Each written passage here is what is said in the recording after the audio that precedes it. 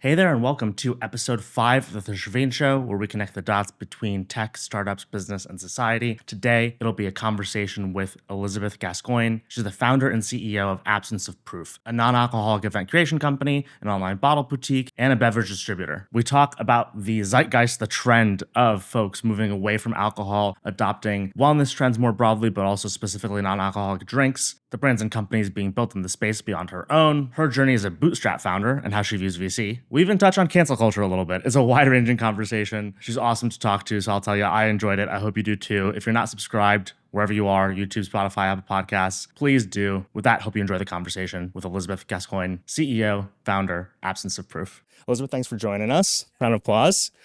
Let's start with this. I want to get zoom out before we zoom in. I'm going to ask a really weird question. When it comes to the trend, Gen Z seems to be, in the generation after them, whatever they're called, drinking less and less. There's a secular trend towards, more sober lifestyle.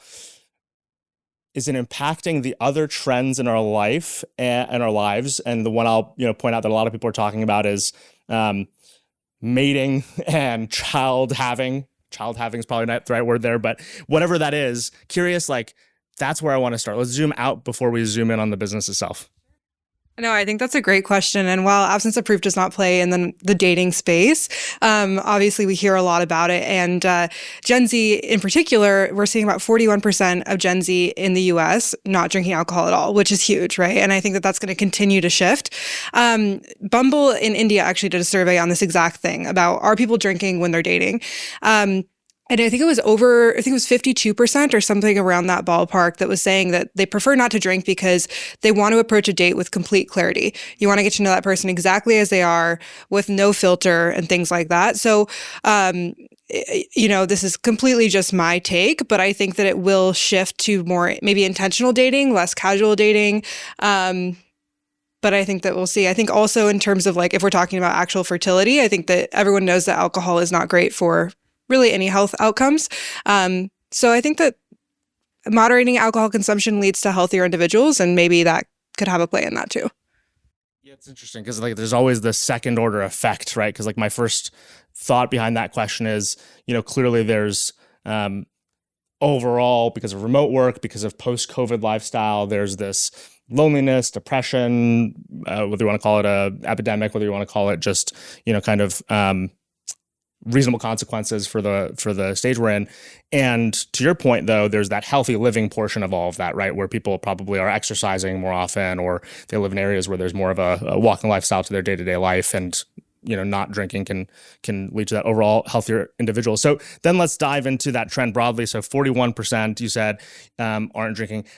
How do you think about not drinking, both from a business standpoint and broadly, not drinking ever versus becoming, far more, again, maybe sober driven in lifestyle?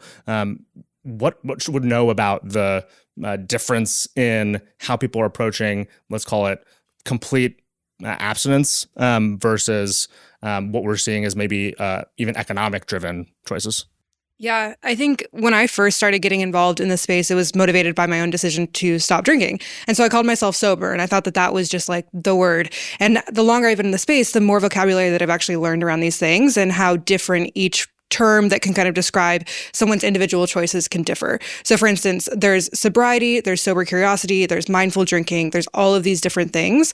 And I think at the end of the day, it's a very individual decision what you identify as, but it's important to know these things because they are very different. So someone who is sober typically implies that they don't consume any substances at all. So no drugs, no alcohol. And it also can have the implication that they are in recovery.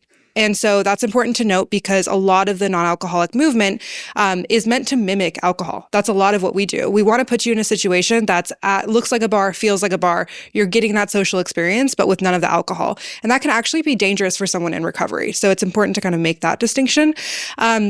We actually see that the most of our people that come to our events, order our products, etc., are more of the mindful drinkers or sober curious. So these are folks that never intend to cut out alcohol completely, but they do understand that there can be negative health consequences. So maybe it's best to moderate. Maybe they are more on this wellness kind of lifestyle, and they just don't want to be hungover anymore. So they still want those same experiences, maybe those same flavors, but without the alcohol. whole idea of mimicking is really interesting. So I've had friends who have gone to non-alcoholic beer, as part of their recovery process and things like that. And, I'd say anecdotally, for sure, there's like a mixed message for those individuals in particular. And we don't have to spend too much time on them because that's not what the business is about. But I'm curious to hear, obviously, you're probably really connected to these communities. When someone's mimicking, how often is that leading to, for someone who is in, let's say, recovery, leading to success versus getting themselves out of those environments? And maybe also, my natural follow-up to that is going to be something like, now let's talk about not people in recovery, but broadly speaking, how do we think about mimicking versus complete alternatives? And obviously you're going for what is a super interesting, kind of mimic as a transition, but what's the difference on mimic versus pushing people towards alternatives? Yeah, it's a great question. And in terms of your first question on, is this a fit for someone in recovery? It's so individual. I have a lot of people that are very close to me based on my work, but then also just in my personal life who are in recovery. And I would say half of them love non-alcoholic beer. They say it's like, yeah, I love the taste of beer and now I can have it without alcohol. That's all good. I also have people that in my life that are in recovery that are like, I want nothing that reminds me of those days, which is also completely valid. So it's so individual. And I think that our job is, not to tell you how to live your life, but just to provide you with the resources that says, hey, this tastes like alcohol. Like, please approach at your own risk. It's funny, our disclaimer has gotten increasingly long on our events because I really do think it's my responsibility to make sure people know what they're getting into. And it says, like, this will look like a bar. This will taste like alcohol. If that's not a fit, or even if you think it's not a fit, it's not worth the risk, especially if you're in early sobriety. So yeah, in terms of absence of proof, that again, that's not our targeted audience. And our goal is really to provide an alternative that mimics the complexity of alcohol. I love a good cocktail. I used to love to make cocktails at home. I love going to a cocktail bar, and I didn't want to lose that experience just because I no longer wanted the alcohol. And so that's what's great about non-alcoholic gins, whiskeys, tequilas. You can have the same drink just with none of the effects of alcohol. One more non-absence proof question before we really dig into the business.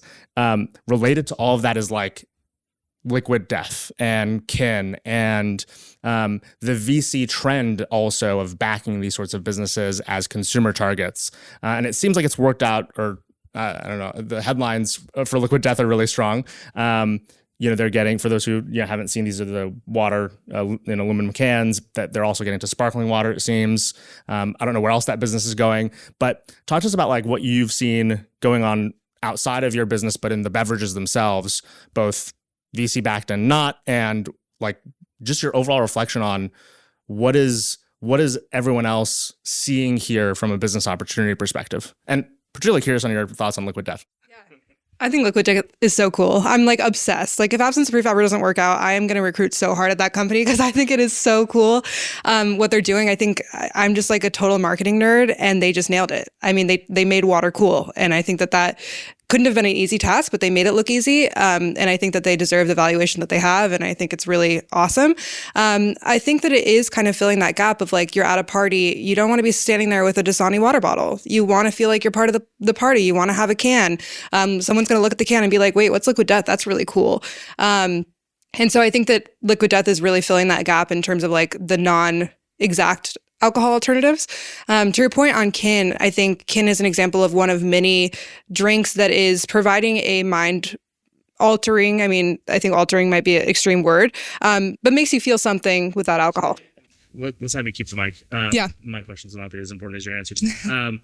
Like their mind altering portions, is that, I've had it in the office. I don't know if we had a can at some point somewhere. For those who don't know, at the time I tried it, there were like 3 flavors, and each one says it's going to give you a slightly different sort of non-alcoholic buzz. How real is that for not just kin, but these beverages? Like, are these, obviously it's going to depend on the company, but the ones that are getting some mainstream adoption, is that marketing? And, marketing can lead us to kind of these same outcomes, or is that, real to a degree that we're seeing in like the potential to have a different version of being not drunk, but socially lubricated? Yeah, I think it's definitely real in the sense that it's going to make you feel something.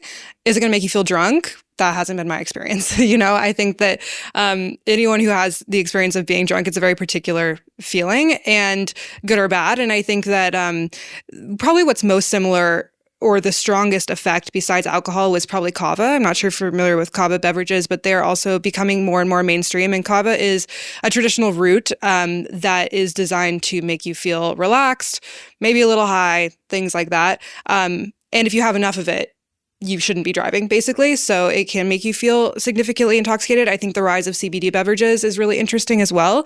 And I think as THC becomes more legalized kind of federally and all of that, we'll see more and more of those types of drinks as well. Yeah. Going back to that broader thing, tell us more about like that VC-minded approach to these businesses, or how these entrepreneurs are treating themselves. Should this be as big of an opportunity as some companies are trying to make it? Is it more, are we going to have a slow burn here? I mean, I think definitely I think it's a slow burn in the sense that it's lasting. I don't think it's a trend. And I think the VCs are very smart to identify that this is here to stay. People are shifting wellness habits probably permanently. I also think that CPG beverage, so I used to sell advertising for CPG at Amazon. And so these are my clients. And without giving any particular numbers, I think it's obvious that there's a lot of money going behind advertising.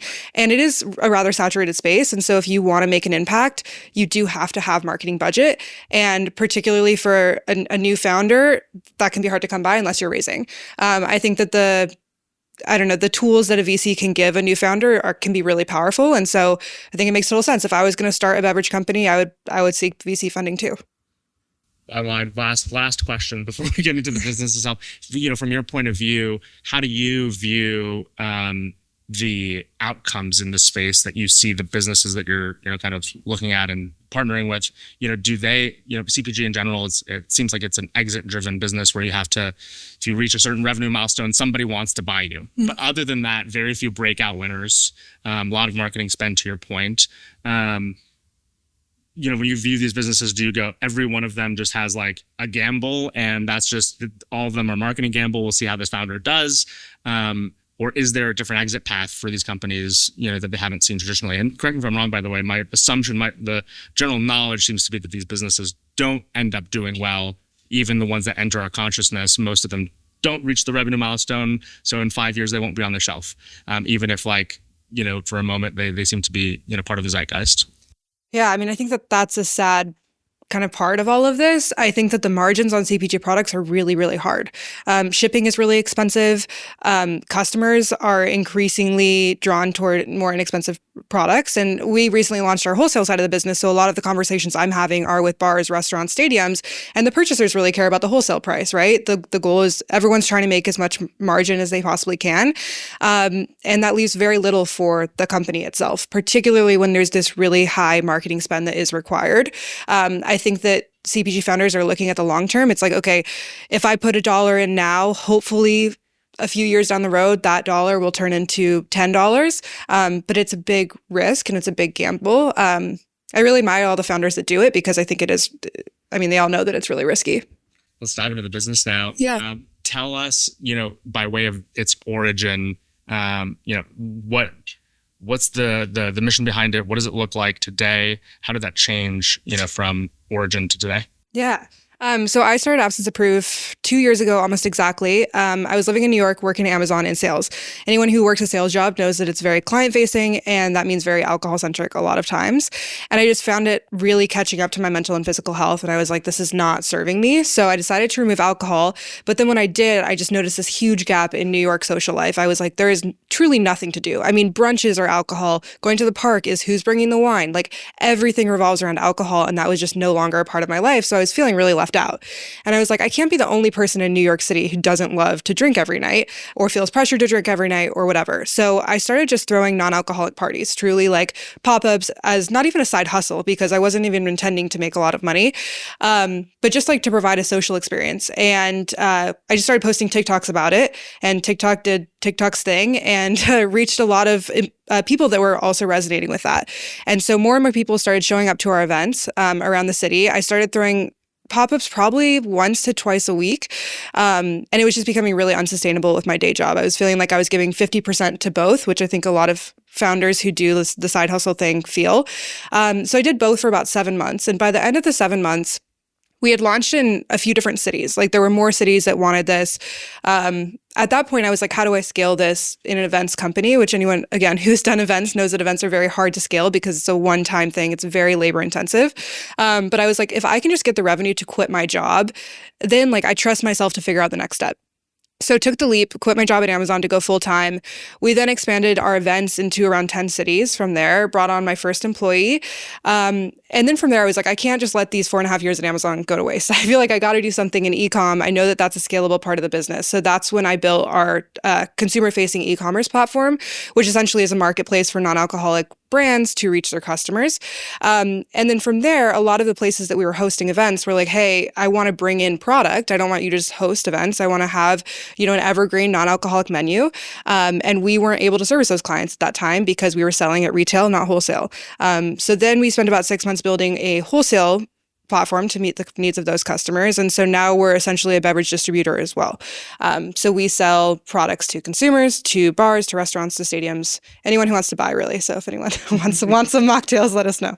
I'm curious, starting on the portion there of, as a founder, discovering it through those parties, and then it's events, and now you got this commerce side.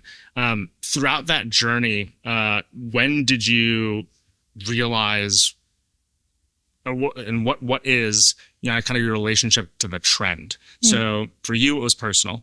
As a business, you're tapping into it with the events. Then it almost turns into that capitalistic portion of the endeavor with wholesale and restaurants. Like what's your relationship to when you see another article about non-alcoholic trends, when you see another business popping up doing the same thing you're doing? Curation seems to be a big thing in the space, which is awesome to see individuals do. Do you find yourself saying, okay, I was personally inspired, I have a business now? Or do you find yourself saying, no, I'm like, this is what we do every time there's an article, whether it's about us or not, it's about us? Yeah, I think it's a great question. And I think that, this might be so cheesy, but the non-alcoholic space really is more collaborative than competitive. Like, we're not competing against each other. We're competing against alcohol. So it's like, why are we like focused? I mean, if you're going to have a competitor, like, I'm not going to focus on the other person throwing a non-alcoholic party for sober people. Like, that's a good person, right? Like, so I feel lucky to not be as distracted by that or worried about competitors in that way. And in terms of your question on a trend, I think that, maybe this buzzword of sober curiosity or mocktails or any of that might be a trend, but I think the wellness shift is not a trend. I think that people are becoming more and more health conscious, and alcohol does not have a super strong place in that lifestyle. So that makes me think like, it's here to stay. I mean, who knows if it'll continue to grow exponentially the way that it has, but I feel confident that there will always be a market. Oh, totally. I guess more so question would be, my use of the word trend might be wrong here. More like the movement, I guess, sure, or the shift. Do you like want your business to strongly be tied to that? Because again, I think of the difference between like the events portion, transition to this wholesale commerce as being almost this like, it's embracing the shift still, but a little bit more just capitalistically, like a SaaS business that's selling like accounting software. It's kind of like, okay, great. Like we found a way to serve it. Like how much do you every day think about your business versus the trend? Maybe also a question to that, like, would you sell food as part of this, right? Like, is it wellness? Is it non-alcoholic, or is it any product that you can sell?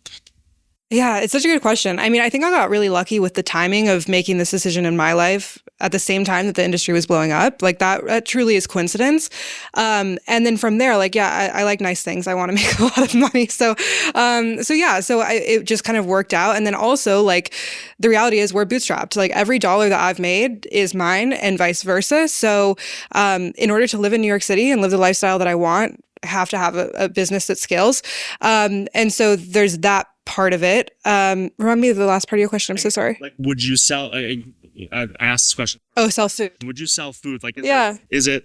I guess I asked this question like when I think about a bootstrap business that's so tied to a movement. Part of the founder dynamic in your head whenever you're making a business decision probably has to be, how far am I straying? Not from like becoming anti that movement, but like it's. Correct me if I'm wrong, for the past 2 years, you probably feel like you're really in the wave, you're in the current. Mm-hmm. And now you could decide, I want to continue to specifically be in the current, or I'm also okay branching into adjacent currents. Yeah, I think we need to master non-alc first. So who knows? I mean, maybe someday I'll want to be a food distributor too, or something like that. But the name of our business is Absence of Proof. I feel like it's so specific to this. And I also think the market is so new and so untapped, and there's so much potential that this is our focus. I talked to a founder recently who's been incredibly successful, and I said, how do you recognize a founder who is, going to be successful versus not? You've talked to so many different people.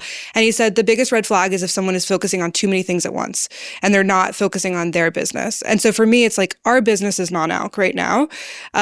So let's master that, let's win that, and then let's focus on what's next. But yeah, I mean, when you think about like our main customer now is bars and restaurants, and there's over 700,000 restaurants in the US alone. So until we've talked to every single one of those, I'm not going to focus on food. And then let's dive into that, the relationship to places that naturally have alcohol as, one of their draws, right? And financially, that's where they make their money. And socially, that's where we as a society, have kind of spent our time. When you're having those conversations, what are those like? And, again, kind of curious to hear, how much are you trying to have an economic conversation with them and convince them that it's in their incentive? How much are you trying to identify who also identifies with you and the movement? And what do those, bars and restaurants feel like when you're chatting with them? Yeah, it's such a great question. And I wish I could have you be a fly on the wall because they're pretty funny, honestly. What I found is that a lot of restaurants don't want to take our call. They're like, and I've literally gotten this message back when I've reached out, is they're like, I don't want to do this, but I know I have to. And because they're seeing the trends and they don't want to lose out and they don't want to be, and I think that they're good people behind it, they don't want to be an uninclusive business, which in my opinion, and I know I eat, sleep and breathe this stuff, but I think that if you're not offering good non-alcoholic options, you are being exclusive. And that's a thing I believe pretty strongly. And so when you're going to a restaurant and you're saying that, they're afraid because, like all small business owners, they care about their profitability and they need to pay their rent. And alcohol is a huge revenue driver. And so they're afraid that the sober curious movement or people that are moving away from alcohol consumption are going to spend less money at their establishment and their business could be in trouble, which is a completely valid fear. And so a lot of my job is saying, hey, let's actually look at the data of who's consuming these beverages. No one is coming to your bar saying, I'm going to drink, and then sees a mocktail and orders the mocktail instead. Not a situation that happens. What is happening is someone's coming to their bar with their friend who's drinking, but they don't want to drink that night. Maybe it's a Tuesday, maybe they're pregnant, maybe, any situation that would lead to that. They're ordering water at your bar right now. Water's free. So if you had a $13 non-alcoholic cocktail on the menu, that's $13 that you weren't making before from that person. Same situation from people that are drinking. Maybe I go to a bar and I have 2 drinks and I'm like, well, that hit me a little hard. I have to be out for 4 more hours. Now I'm going to order a water, or I'm going to order a non-alcoholic cocktail, stay in the bar longer, spend more money. So it's really financially an incentive for bars to bring in non-alcoholic products. It's not competitive with their current offering. I hadn't even thought about the idea of someone drinking and then having like the nightcap is non-alcoholic. That's really interesting. So is the issue for a lot of them, because that sounds so convincing when you say it in terms of added revenue, and it's not going to cannibalize your alcohol sales, it's going to add to the business. I imagine they have 3 primary complaints. Tell me if this is right and add to this. Like, is one that in their head, they're fighting the trend, to your point, right? They're afraid of the movement overall affecting their business. 2, it's probably slightly less profitable than alcohol. And 3, this sounds trivial, but it's what's coming up to my head. They're like, alcohol also makes people hungry. And maybe these beverages don't in the same way. I don't know if that's true. Curious, like, when you're fighting that fight with them, other than, kind of because again, that was really convincing. If I'm a restaurant, I go, great, let's add this revenue. Yeah. What else is there good argument that you're trying to fight against? There's a lot of pushback on the cost of non-alcoholic products. So this was something that consumer or backed by them too? By everyone. Yeah. Yep. Even wholesale. Yeah. Because when a restaurant is looking at bringing in a new product, they're saying, okay, what can I price this drink at that the customer is still going to buy it? And then how can I maximize that margin? And for non-alcoholic spirits, the spirits can often be more expensive or as expensive as, let's say, a medium shelf alcohol spirit. And so in order to make profit on a mocktail or non-alcoholic cocktail with a non-alcoholic spirit, it still needs to be, $12, $13, $14. And from the consumer, that, especially if you drink alcohol, that can be a big jump. I'm someone who doesn't drink alcohol, so I'll pay whatever. Like, give me a mocktail and I'll pay, $20 for it. But for someone who is maybe what we were just chatting about of like the nightcap, they're like, I just spent $16 on alcohol. Why would I spend $13 on non-alcohol, right? That's a leap. It's like a weird psychological thing we do of like we're paying for the buzz. Yeah, totally. Yeah. And so that can be a jump. I think also it really depends on like what type of restaurant. So we sell to everyone, but like a fast casual restaurants, for instance, that's selling a Coke for a few dollars, it's a big jump to get them to now sell a canned mocktail for $9. It's like, is that the same customer? And like, why wouldn't they just buy the Coke? So yeah, I mean, I think that there's really valid arguments and I hear these all day. And so my job is to figure out like, okay, this is true. And also, how can we make this profitable for you? So how does that look literally I guess like, are you more of a distributor than it seems in terms of like, are the literals having all these fun conversations and going to these bars and restaurants? I have friends who, actually my co-founder's wife has a drink, a plum liquor called Ume, who, from what I know of her business, it's a lot of just talking to bartenders and whatever you call the people who make cocktail combinations from scratch. Are you way more of a distributor than people might realize, from the surface? Absolutely. Yeah. So our consumer-facing marketing is all events and parties, which is a big part of our business. But the back end of the business is distribution. And it's also like a big passion of mine because our events are completely non-alcoholic. Like alcohol is never allowed at our events. And so while that may be a great fit for someone who is sober curious or taking a night off, it might not be a great fit for a group of people. Maybe someone wants to drink, someone doesn't. What is a great fit for a group of people is going to a bar and being able to order whatever you want. And so that's kind of our way of reaching those consumers. And I like great restaurants, and no great restaurant's going to take away alcohol completely. So, I just want as many menu placements as possible. And a lot of my days are spent having conversations with bars and restaurants. And also I'm really passionate about like sporting events. Like my vision is that everywhere you go to socialize will have quality non-alcoholic options. So we just launched with Citi Field last week, actually, which is super exciting. Thank you. So now when you go to a baseball game, you don't have to have a beer if you don't want one. You can have a canned non-alcoholic cocktail. I have 3 more questions before I'm going to turn it to the crowd. But before I go to those, I'm just also curious. Let's do a little bit of polling here. So the levels would be sober, curious, and drinker. Maybe mindful drinker and then drinker. So if you're willing to share, we'd love to just see hands in the air for non-mindful drinker. So drinker. Someone who already has some alcohol in their cup today. Love it. Then let's call it mindful or social drinker. Sober curious. Sober. Fascinating. I expected a lot more in the last 2. But I think that points to why I'm a social drinker, fascinated by this business and so excited to talk to you. It's like really, to me, there's like understanding the health benefits and where my life go, even though I'm not making an active choice. But also there's a real business point to this. I have friends who I can tell what's going on economically at a table when we're all there. So I think it points to just how pervasive this is even amongst people who aren't buyers. So first of my last 3 questions, why not VC? Maybe I say that both for you as a person who began half and half and has built this business, let's call it organically, versus other, again, businesses that say, I'm going to start an accounting SaaS company, I'm going to go raise money. And also, how it might relate to broader industry trends. Yeah, I mean, I can tell you my personal take on VC and right or wrong. So I'm a first-time founder and have never done anything like this. And my job at Amazon had nothing to do with this as well. So like, to be honest with you, I had no idea where I even start with that. I mean, maybe if someone had said, I'm going to give you a check for $500,000, I would have been like, great, that sounds awesome. But also like, I really value the freedom to learn and make mistakes. And the only person I have to report to is myself. So if I make a poor business decision, like that's my money and I can live with that. I think that's already a very stressful situation. I think having a VC that is losing their money too, and maybe like is checking in a lot. I have a lot of founder friends who are involved in VCs, and they have very different experiences, some positive and some not. I've had friends who have gotten kind of, they were the CEO, they're no longer the CEO. And so I think that those have kind of made me more hesitant. I also have talked to people, and it's like, if you don't need to raise, why raise? Like at this point, if I'm thinking selfishly about my own financial situation, all of the upside is mine right now.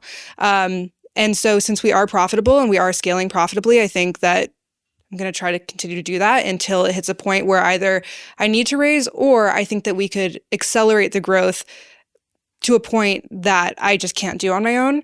And right now, I think we're doing okay without it. It also feels like, in addition to business mistakes, you can make value-driven decisions that might not be as economical, which a VC is not going to be happy with. Does that feel true to you? Absolutely. I mean, the whole purpose of our business, yes, we have this wholesale side of it, but it really is to provide social options for those who don't drink. So yeah, I mean, I've heard of companies that start as non-alcoholic companies and are alcohol companies now. Like, that's a real thing, and that would be personally heartbreaking to me. Give us the shortest tutorial ever on the business model of being a distributor. Super curious, both in terms of what you've learned, kind of doing this, and specifically nuances in the non-alcoholic space. Yeah, I mean, for me, I wanted nothing to do with a warehouse or trucks or any of that. I had no idea where to start with that. And so I was like, how do we take the model of our consumer-facing e-com and mimic that for restaurants and bars? What's really unique about the non-alcoholic space is that you're not tied to this traditional 3-tier distribution model. And for anyone... Yeah. So for anyone who isn't familiar with the alcohol distribution model, legally, if you're an alcohol brand, you cannot sell to a restaurant directly. You have to go through a distributor, which is great for distributors, right? Because they kind of have the middle power or whatever, and the contracts are very tight, et cetera. That's not true for non-alcoholic products. It's treated like soda. So you could say you go to a restaurant as a non-alcoholic founder and sell directly to them. You could also sell on a website like Absence of Proof. And so we don't actually hold any inventory. We don't do any warehousing. We are a extension of the brand sales team, which allows for very little capital required and very little overhead required. So it looks more like, in a good way, an affiliate business from an economic standpoint. From an economic standpoint, yeah. Correct, yeah. And even the distribution thing, I feel like I've learned about this again from some friends, the alcoholic beverage companies have to have, for specific states, they have to partner with a bar in that state to then have the conversation with a restaurant. And then shipping, they have to have a specifically approved, there are 3 in every state, maybe 1 that's actually prominent. So the power players there, you actually get to completely avoid. Does that feel true to you and the results? Do you feel the economic power of it? It's easy logistically. Does it actually make things, economically better to not have the middle person in the way? Or is that mostly about how easy it makes it to go have those conversations? Yeah, I mean, so we are basically the middle person now. But I think from the brand perspective, it sounds great. The reality of if you're a beverage founder who has all of these things that you need to do on your plate, your time to go door to door to restaurants, that's a lot of work. So we're doing that work for them, essentially. Yeah. And last one before we look out, how do you pick who to work with, both, from an economic perspective, what's interesting when you meet a new business, and from a trend perspective, one of the challenges I assume that's in this space that even restaurants feel is how do you pick who's going to be still around? In a few years, a lot of these are emerging brands that you're helping support and grow with. Yeah. So how do you kind of partner with them? Yeah, it's a great question. And one thing that's also specific about large distributors is they have exclusive contracts, meaning that you can't sell a product that a distributor sells. So all of the brands that we work with are startups, which makes it even more, risky. The way that I pick the products to be on Absence of Proof in terms of distribution is, one, the quality of the product, because I'm the one that has to go to the bar and pitch it. And bar owners are incredibly honest. And so it can be very awkward if you bring something that's not a good product. They will tell you to your face, and they'll tell you you're wasting their time. And that's not something that I want to do. And so anything that I'm selling, I have to personally love, personally believe in, and be able to pitch it. I think I look at it kind of like a VC also. I'm look at the founder. Is this person someone that I trust? Because at the end of the day, the restaurant's purchasing from Absence of Proof. They're not looking at the brand. So if the shipping gets delayed, if the product's damaged, et cetera, I'm the one that hears about it. And so I have to trust that business is being operated at the level and the standards that I would want to work with. I have one more question. I lied. Where does the events business and the consumer business go in your mind in comparison? Because it feels like this will clearly be the economic winner. Do you consider those, top of funnel marketing loss leaders, or how do they grow over that 2 years? Yeah, we do a lot of private events now. Like we just did like a 6-day event with Meta. Like we do a lot of corporate stuff, which I love. And that's still a huge revenue driver. I think the public facing events, it's hard to make money. Like we break even or make a little bit of money, and we have like brands on retainer and sponsorships and all of these things. But it's just a hard business. And I think that consumers increasingly, like if you live in New York, you have a million options of things to do. Why would you pay money, $45, let's say, to go to an event that you could go to for free somewhere else? So we've shifted away from that being a big revenue driver. So I think you hit the nail on the head with that's marketing. Like that's how we build our community. And that's also how I personally fulfill the mission that I started to fulfill. And then in terms of consumer facing, I think that is still a very viable part of our business. I think it's very hard to compete with someone like Amazon. Coming from Amazon, like they're a brilliant business. And so am I trying to have the consumer like one-stop shop for non-alcoholic products that's going to beat those players? I don't think that's a reality. But I'd like to have it as an option. Yeah. Awesome. Questions you about? Interesting. Val? Thank you for coming out and sharing your expertise. Yeah. I was just curious as to how, you kind of touched upon this, but how do you discover these products or source the products that you try to pitch as non-alcoholic option? Because that's definitely a challenge of we don't know. Yeah, absolutely. I remember when I first started, I went to Spirited Away. I'm not sure if anyone's ever been there, but it's a non-alcoholic bottle shop in Nolita. And I was just like, it was like a kid in a candy shop. Like I was like, there's non-alcoholic aperitifs, there's non-alcoholic, there's just so many products. And I think that now that it is a rising business place, there's more and more VCs, there's more and more people that are getting into the space that wouldn't have otherwise gotten into it. And so I think it's hard. It's a lot of sampling. I think being in the space, the brands kind of want to be on the platform so that we get a lot of products sent to us that I can sample. In terms of discovery, there's a lot of great like media companies that are popping out in the non-alcoholic space. So Zero Proof Nation, she's like completely OG. She's a good friend of mine and she covers the entire space. Dry Atlas was actually started by the founders of Spirited Away. And they basically do reviews and all of that for all the products. So you can really filter through. Also send me an email. I'll send you the good ones. I had two questions. One was about like the regionality of non-alcoholic, because sometimes I've been in New York for a long time, and sometimes you think what's going on here is going on everywhere. But I was wondering if you could speak on like where non-alcoholic beverages are accelerating or interest is accelerating. And then the other was the different dynamics between men and women, and like what portion of non-alcoholic drinkers are men or women, and how that kind of relates to sports and kind of your bigger vision. Yeah, it's a great question. I think to your first question on like the geography, one of the great things about being like an events company versus a permanent brick and mortar is that there was no capital required to test in different markets. So when we were launching in 10 cities, I was basically like, yeah, let's throw a party everywhere, see who shows up. And that's our market research. Surprisingly, Detroit is actually our number 2 city, second to New York. It beats LA by a landslide. And I think that can be a couple of reasons. I think LA is really ahead of the wellness trend. Like, I think people there are like, yeah, and like, you're not doing anything new. So they're very unimpressed with us, I think. But some other surprising, I mean, Connecticut does really well. Austin, I think unsurprisingly, does really well for us. But New York is buying away. I think people are first movers here. I think people are down to try new and interesting things, regardless of whether you're interested in sober curiosity or not. You're like, that's an interesting party. Let's see how that is. And then I'm so sorry, remind me your second question. Oh, men and women. Yeah, it's funny because we get a lot of requests for dating events, but our community is 90% women. And so we did an event with Bumble, and then it was just, everyone was just hanging out, like making friends, which is great too. I think there's a couple of founders that are coming out of the space right now that are coming out with sober dating apps and sober, dating things like that, which I think there's a real need for that. But it's hard. Women are definitely the movers in the space. I'm curious, could it be, I'm going to completely toss a hypothesis on Detroit and maybe other middle America being, other than New York, kind of the adopters here. Is some of this related to your point, being sober, and also, the drug crisis? Like, is some of this like cities, communities that might be going, I need alternatives fully, and I want to drive people towards these alternatives, not because of nightlife, but because in general, my community might be in some sort of all drugs crisis. Has that been part of any kind of notable trend? Yeah, I mean, I think it's a good observation. I'm from Seattle, so very familiar with kind of like the worst of what's going on. I think it goes back to the sober curious versus sober. Like, we have done a lot of events and fundraisers for the sober community. We just did one with the Phoenix, which is a great community. If anyone's familiar, they throw completely sober events. So really for people in recovery. And we just did a panel for them in Detroit. And these are folks who kind of have experienced maybe like the harder side of the recovery space.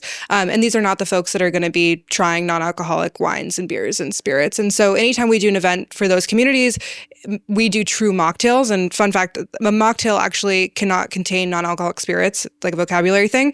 So mocktails are just juice, essentially, or sparkling water, things like that. And a non-alcoholic cocktail contains the spirits.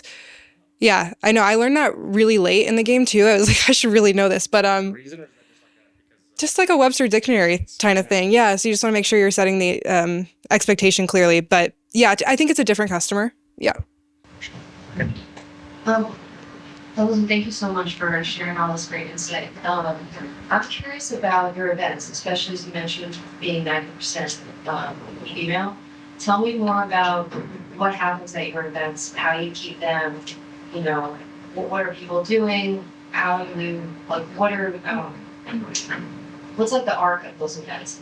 Yeah, it shifted a lot from when I first started. So when I first started, I was like, I'm just going to put everybody in a room with no alcohol and see what happens. It turns out nothing happens. It's really hard to socialize with alcohol, particularly if you're used to socializing without alcohol or with alcohol.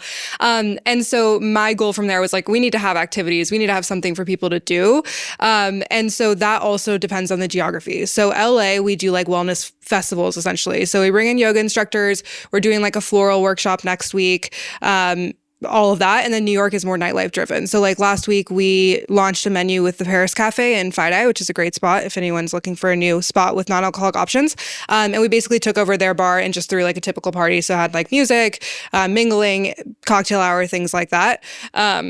So it really, really depends. We've done like, I'm really into cold plunging. So I hate to be like that person, but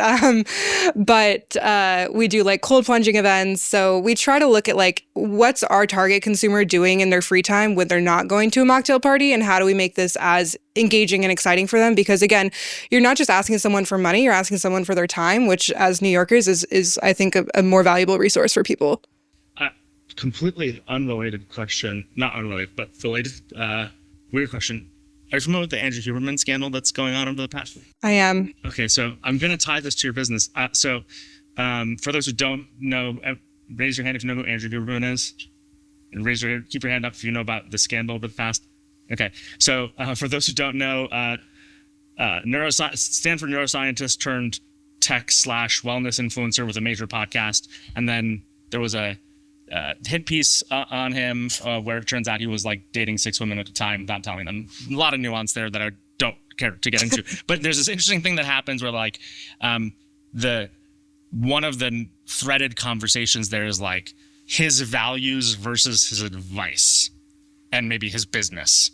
What are your thoughts on like your responsibility and other people in this space to the people who like expect you to have certain values? Obviously you did this at a personal choice time too, but like, could you drink? And, how do you think about it actually, even Huberman as it relates to, kind of the question of values in a mission driven company? And truly mission, yeah. Every company's going to say they're mission driven. I guess I'm identifying here that your mission is tied to movement that is happening more broadly in society. I mean, that is a can of worms for sure. One of my close friends throws parties, and the rule to come to his party is you have to have a hot take. And so you have to so my hot take, I don't know. I saw this TikTok and I really resonated with what it said, but essentially it's like, I don't go to Andrew Huberman for dating advice. I don't know if anyone should, particularly after this piece. However, I think that there's an accountability that people should take. And also, I think that there's a difference between doing something maybe unethical in your personal life and having your career ruined. But that's a whole nother thing that I could get into. In terms of my own take on this, I choose to drink choose not to drink for personal reasons. I've also built a brand off of not drinking. And so yeah, I probably shouldn't go out and drink, regardless of if I decided that my sobriety was no longer something that I resonated with. I don't see that happening. But I think that, like, yeah, I should probably, if I was to do that, I should probably say something. Like, I don't know. I compare this to like vegan YouTubers. I used to be a vegan YouTuber. Do not look it up because I'm no longer vegan and it has been scrubbed of the internet.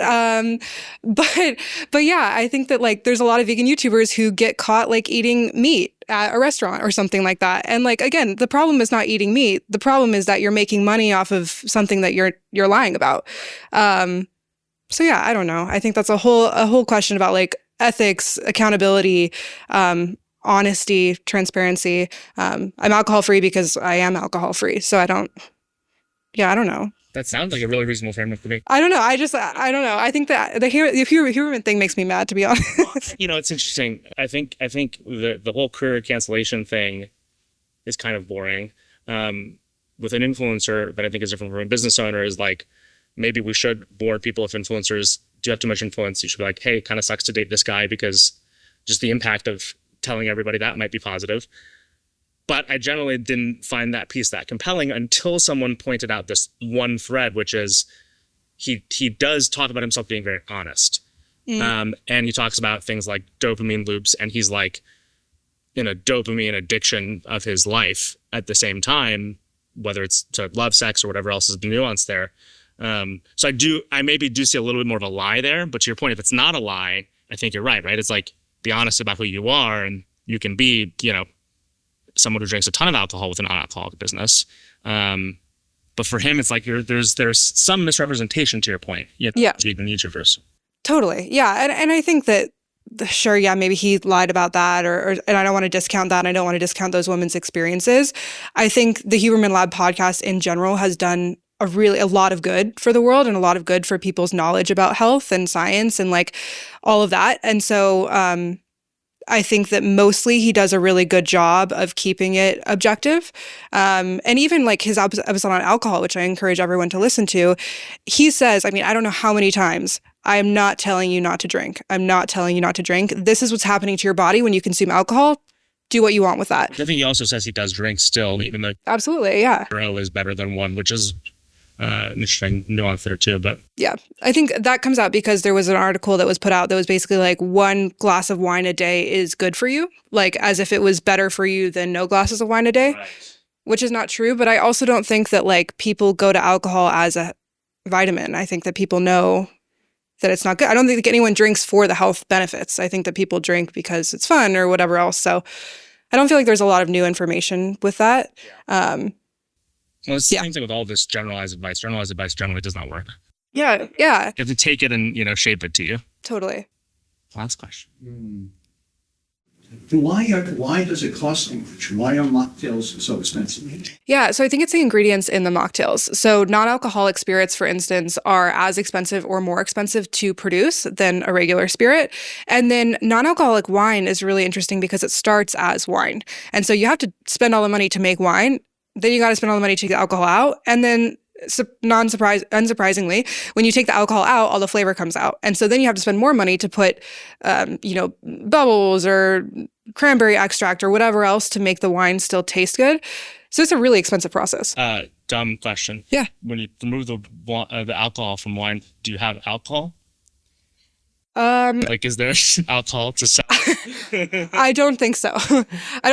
One thing I did learn recently, though, is that it not only does it like you taking the alcohol, but you're actually losing a lot of the liquid. So you're producing a lot less non-alcoholic wine than you had of regular wine, which makes it a more valuable thing. And it's hard to make money.